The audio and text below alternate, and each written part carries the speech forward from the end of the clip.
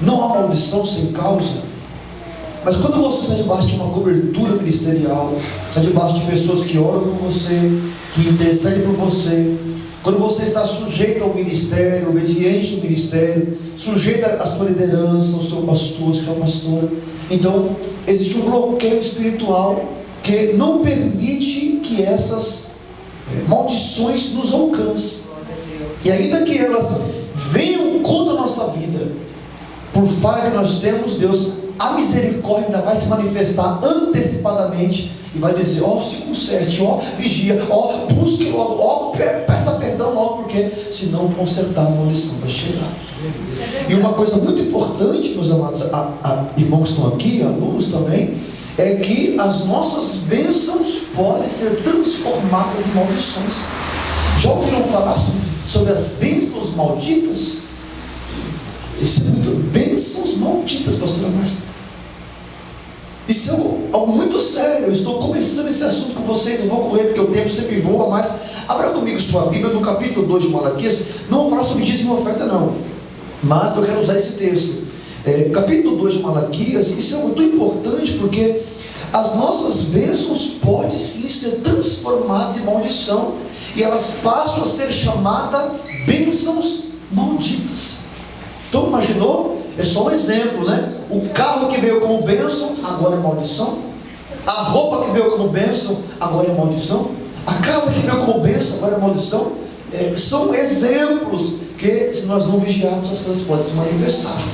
Então, se vocês, embora estamos num culto de louvor ao nosso Senhor, se você tiver dúvida, tá? Professor, não entendi, fale aí conosco, tá? Aproveite a oportunidade. Capítulo 2 de Malaquias, versículo 1 diz assim: agora, ó sacerdotes, este mandamento vos toca a quem?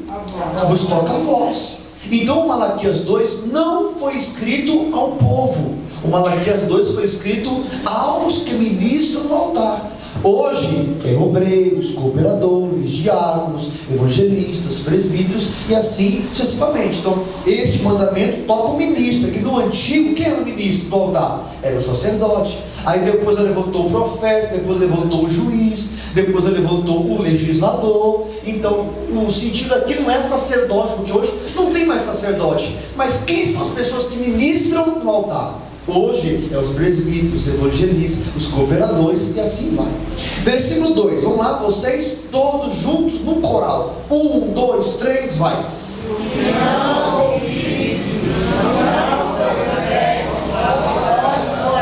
Adar? O meu? Vai lá. Enviarei a... Segura. Quem está enviando a maldição? É o diabo? É o demônio? Não. Então olha o que Deus diz. Se é condição. Como se fosse assim, ó, um exemplo. Igreja, se hoje vocês não derem ouvido, igreja, se vocês não derem honra ao meu nome e não honrar o Senhor, Deus dizendo: eu, o Senhor, vou enviar maldição contra o meu próprio povo. Então às vezes é Deus quem não usa a maldição contra o próprio povo. Claro, eu vou explicar, continue, vamos lá. Continuando, enviarei a maldição, vocês. Então Deus disse: eu vou amaldiçoar a sua bênção. Então a pergunta é: a bênção pode ou não pode ser amaldiçoada? Então isso não é o que o professor, não é o que o pastor Rafael está falando, não, isso é o que o texto está claramente dizendo, que quando eu não dou honra, não é, filho? Quando eu não dou honra ao Senhor, quando eu não glorifico a Deus e não ouço a palavra, Deus pode pegar aquilo que Ele deu como bênção e transformar em maldição. Então vai se transformar uma bênção maldita. Quem amaldiçoou? O inimigo? Não, o próprio Deus. Porque a Bíblia diz que não há maldição sem causa. E o que é a causa da maldição? As nossas fraquezas, as nossas rebeliões, as nossas incoerências, os nossos pecados. Isso vai abrindo legalidade para me conseguir trabalhar, porque uma coisa é certa: Deus é justo. Pode repetir isso comigo? Vamos lá? Deus é justo. E se Deus precisar ser justo para me julgar, ele tem que ser, porque senão há injustiça no trono. O que é que o texto disse? Que Deus é justo juiz e Jesus é advogado. Então não há corrupção no advogado, porque o advogado não se vende. E não há injustiça no trono, porque o juiz é justo juiz. Então olha, isso é muito sério, porque se nós não vigiarmos, nós não vamos ser levados ao trono em misericórdia, podemos ser levados em juízo. E Deus pode pegar a maldição e amaldiçoar aquilo que um dia veio como bênção. Então Deus disse para Israel: proponho-te hoje a bênção e a maldição.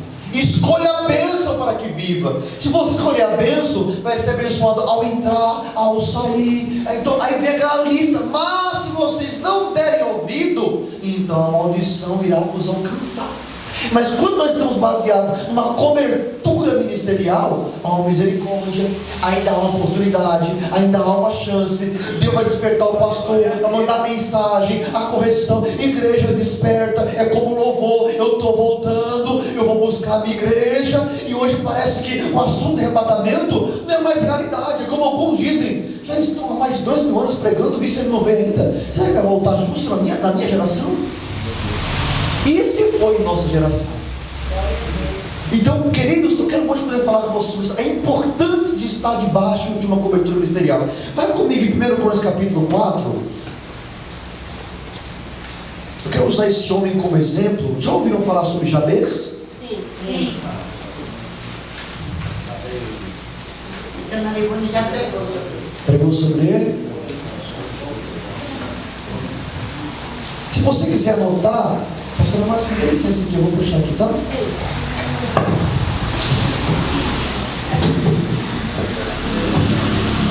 O nome Jabez, no hebraico, ele significa sofrimento. Jabez significa sofrer. 1 Crônicas 4. 1 Crônicas, capítulo 4. Todos encontraram? Eu falei segunda, você falei segunda, me perdoa. 1 Crônicas 4. Quem é Jabez? É um rapaz da geração de Abraão, da geração de Isaac, da geração de Jacó. Mas quando chegou em Jacó, Jacó gerou 12 homens. 12 homens, Rubem, Simeão, Judá, Isacar. E esse Jabez, ele não veio por Rubem, ele não veio por Simeão, ele não veio por Isacar, não, ele veio por Judá. Então, alguma coisa havia nesse rapaz, pastora, porque ele nasceu da descendência real. Então, nele havia uma unção do reino. Mas na ocasião do nascimento desse rapaz, atenta hoje, na ocasião do nascimento desse rapaz, foi-lhe dado um nome. Mas esse nome não é assim, Rafael, que nome bonito, o Anderson, que nome bonito, Márcio, não foi dado assim, pastora. Os nomes no Antigo Testamento era dado de acordo com a ocasião do nascimento. Por exemplo, se eu tiver um filho e esse filho nascer na pobreza, então o nome que eu dava era o nome de pobreza. Se fosse um filho de abundância, era o nome de, por exemplo, Isaac. A palavra Isaac significa sorriso, porque Abraão sorriu ao conquistar a promessa. E Isaac quer dizer sorriso. Ele viveu 100 anos sem sorrir. E quando gerou o sorriso, Deus falou: volta ao seu homem triste que você era, pega o seu motivo de alegria e coloca no altar para mim. Isso mexeu com ele, porque ele era uma pessoa sem sorrir a vida inteira. Quando ele gerou um sorriso, que a alegria chegou, que o Isaac chegou, ele falou assim: volta a ser o Abraão sem sorrir, pega Isaac e coloca no altar. Então os nomes eram dados segundo a unção negativa ou positiva do ambiente do nascimento. E a palavra Jabez significa sofrimento. Para a gente, Jabez, imaginou? Sofrimento, presente, professor. Quero convidar um bobeiro sofrimento para dar uma salvação. Era assim, para a gente é Jabez em nossa língua, para eles não era. Eu quero convidar, pastor sofrimento, vai pregar essa noite. Imagina, pensa como era. E na escola, sofrimento, né? Aquele nome perseguia ele. E aquele nome se tornou um peso, pastor, porque na escola, sofrimento, faculdade, sofrimento, nos sonhos, sofrimento, casamento, sofrimento. Igreja, vocês estão comigo aqui? Estão percebendo como não é um nome comum? Foi uma palavra de maldição contra aquele jovem. E chegou um momento que ele falou: chega, eu quero mudar a minha história, eu não aguento mais esse nome que foi dado sobre mim. Onde eu estou é sofrimento no trabalho, é sofrimento na finança, é sofrimento nas emoções, é sofrimento no... Onde eu vou, a unção, sofrimento. Por que razão? Porque um dia alguém que era a minha cobertura já beza o seu nome. E esse nome vai perseguir. Perseguiu ele por toda a história dele, até o dia que ele se levantou. E agora eu quero lançar uma profecia na sua vida. Eu não sei quais foram as palavras que lançaram sobre o seu casamento, as palavras que lançaram sobre o seu ministério, as palavras que lançaram sobre a sua vida. Quem sabe o seu pai atrás disso, sua bisavó disse: vai ser mais um, isso não presta, não vai ser feliz, isso não vai chegar, não vai alcançar. Agora vai de você se levantar ou não para cancelar a palavra que foi dita sobre a sua vida. Glória a Deus. E, meus irmãos, podemos estar em Cristo, lavados e remidos no sangue, salvos no Senhor, mas lá tem uma sandália causando problema em nossos pés, como Moisés. Então, nós pensamos o quê? Que viemos a Cristo e tudo está resolvido. Se estivesse resolvido, nós não pecaríamos mais, não precisaríamos ser aconselhados, nós não erraríamos mais, não precisaríamos ser disciplinados. Pelo contrário, quando viemos a Cristo, aí é que os problemas vão acontecer. Por que razão? Porque Deus não está preocupado em revelar a nossa terra sem forma e vazia. Deus não está preocupado em revelar que nós estamos sem forma. Porque pensamos assim: eu vou a Jesus e Ele não vai mostrar quem eu sou. Pelo contrário, a terra está sem forma, haja luz. Deus, vamos perceber que está sem forma, haja luz. Vamos ver que tem problema no casamento, haja luz. Vamos ver que haja luz. Porque se Deus não colocar luz, não tem como identificar os problemas. E como o texto diz que não há nada em oculto, que não há de saber, e vir a luz. Então, Deus não vai esconder nossas fraquezas. Deus não vai esconder nossos problemas. Pelo contrário, aos anjos poder. Deus, se o Senhor colocar a luz aí, vão perceber que a terra está no meio das águas, que é tipo do pecado. Vão perceber que a terra está como fala. Coloque luz aí. Porque o único jeito de resolver os problemas é colocando luz. É como a mulher perdeu a dracma e acendendo ela a luz e varrendo a casa. Nunca vamos encontrar os valores que perdemos dentro de casa se na nossa casa não tiver luz. Enquanto nosso jardim, a nossa casa estiver em trevas, as dracmas nunca serão restauradas. Porque o problema não é perder a dracma, é não encontrar quando for preciso. É verdade. Não sei, já disse aqui, pastora Márcia, mas os judeus não varrem casa. O pó chega-se a 8 a 10 centímetros. Por isso Jesus disse: quando entrares numa casa em que não vos receberem, porque é normal entrar em casa e sair com o pó do ambiente. Agora imagina quando aquela mulher perdeu a dracma, a casa escura, a dracma caiu, pum, no meio da poeira. Onde está? Deus nunca vai facilitar a restauração das dracmas perdidas dentro da nossa casa. Deus não vai facilitar as dracmas perdidas no matrimônio, no relacionamento, ou até no ministério, ou até na nossa unção. E só há uma forma de restaurar o que foi perdido. Primeira coisa, pastora Márcia: luz na casa. Aleluia! E a mulher acendeu a luz. Quando ela acendeu a luz, ela disse: que casa é essa? Que ambiente sujo é esse? No escuro, não dá para perceber não. Nas trevas, não dá para perceber não. Ela experimentou varrer a casa no escuro?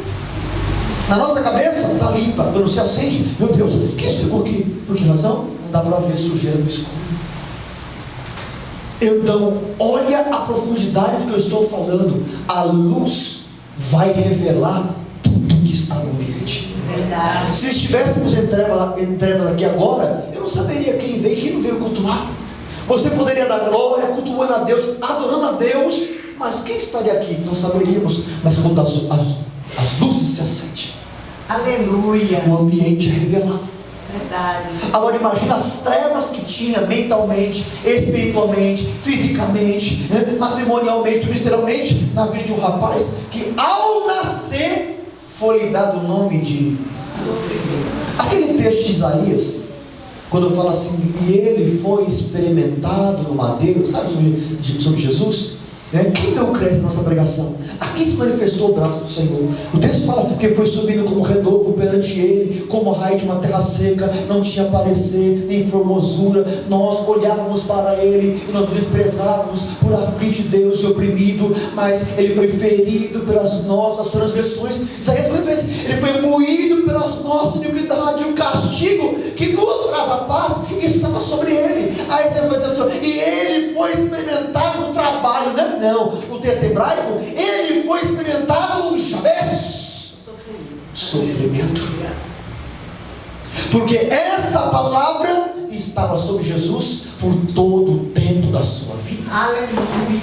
É que nós temos a visão de Jesus como Deus poderoso e não vemos às vezes a humanidade dele e como muitas coisas que ele passou. Talvez nós estamos passando também, e não há nada pior do que viver um ciclo vicioso. Sobe e volta, estaca zero, sobe e volta. Quando você pensa que o negócio vai acontecer, o diabo, Jabez. É verdade. Quando parece que o negócio vai fluir, você esqueceu que você chama Jabez, e mesmo clamando, mesmo buscando, parece que as coisas não mudam. Casamento, parece que é a mesma coisa. Profissão, parece que é a mesma coisa. Comunhão com Deus, parece que é a mesma coisa. É um ciclo vicioso, um ciclo. Quando vamos fazer isso? O dia que se levantar, começou a se levantar e falou, Deus, chega, hoje eu quero mudança. Aleluia. Porque olha o que eu vou dizer, cicatriz não causa dor. É verdade. Vou repetir, cicatriz não causa, e a ferida causa? Então se alguma área da sua vida ainda te faz chorar, ainda te faz Jabez, ainda te faz sofrer, é porque não houve cura. E nós viemos à igreja, aí o pastor vai e dá uma anestesia. Viemos ao culto, o obreiro vai e dá uma anestesia. Vamos orar e saímos anestesiados. Segunda, terça, quarta, quinta-feira, volta a doer de novo. Quando é que vamos buscar cura e deixar de ser anestesiados? Porque anestesia não cura. Ela te alivia no momento. Agora vai acontecer, e o negócio vai e vai.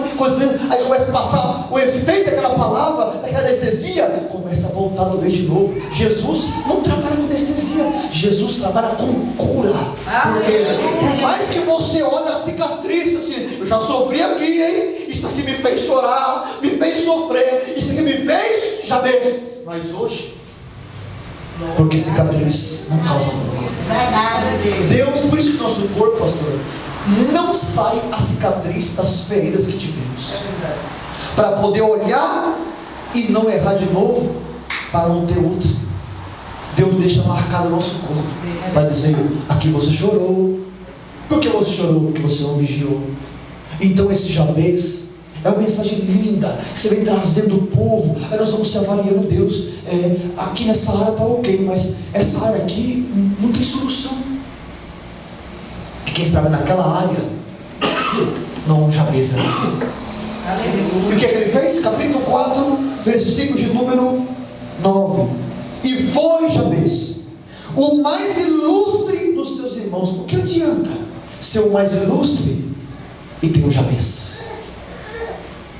Ele não foi grandioso, poderoso, ele era o mais ilustre entre os irmãos. Já foi num ambiente em que há